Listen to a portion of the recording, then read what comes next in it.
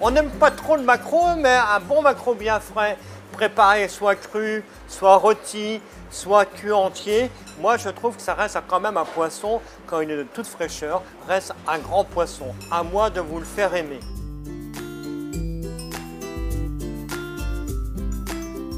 Pour la première recette, elle sera composée d'un maquereau rôti. Il sera servi avec des kiwis et des cassis. On a mélangé de la moutarde avec du miel. On va le mettre abondamment.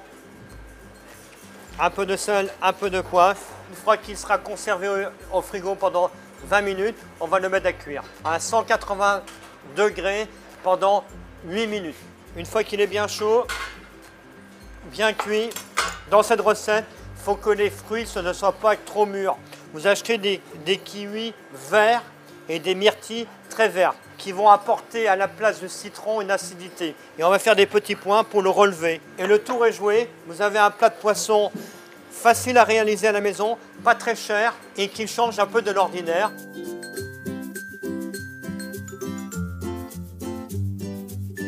Nous allons faire un maquereau entier. On a fait couper la tête, on l'a bien nettoyé. En fin de compte, un maquereau poché au vin blanc. Pour cela, on va préparer notre nage.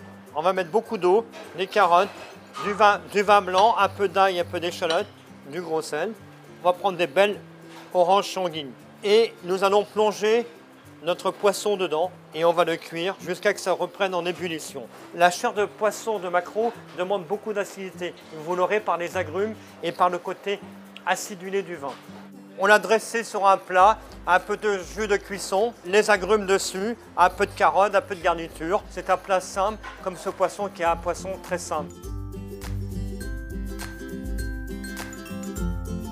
Nous sommes dans la troisième et dernière recette du maquereau. Pour cela, nous avons fait une rillette de maquereau.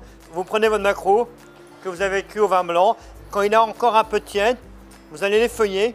Vous enlevez la peau qui est un peu épaisse. Une fois qu'il est bien effeuillé, vous prenez un peu de fromage. Alors vous prenez du fromage blanc, un fromage un peu plus fort, un fromage grec, un peu de citron. Soit vous pouvez le faire au mixeur, ou soit vous l'écrasez comme ça, voilà.